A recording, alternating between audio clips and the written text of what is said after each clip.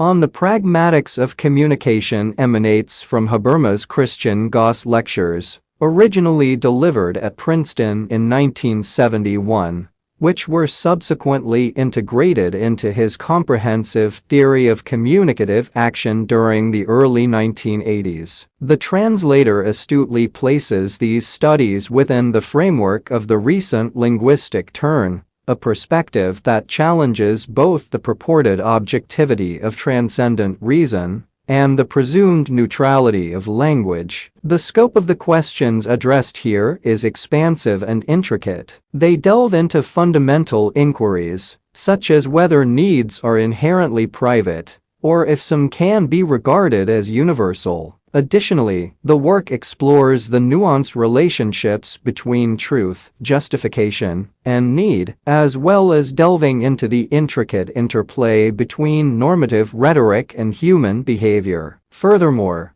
it grapples with the pressing question of how we should currently interpret the concept of alienation. Ultimately, the validity of Habermas' arguments, along with his responses to these and other inquiries, will be determined by the enduring reception of his theory of communicative action and his subsequent refinement of that intellectual framework. If this reviewed book were to be considered in isolation, Habermas might potentially face charges of linguistic idealism, notably concepts like the ideal speech situation, where the unforced force of the better argument prevails among participants in discourse, are presented here without the extensive sociological underpinnings found in the later theory of communicative action. However, what stands out and is of particular interest to scholars in the field of discourse theory are the myriad themes explored in these preliminary studies that are not examined with the same depth elsewhere. Of particular note are the captivating reflections on communicative pathology. Here, Habermas draws on the empirical studies on family dysfunction conducted during the 1960s by figures such as R.D. Laing, H. Stierlin, and the Palo Alto Group,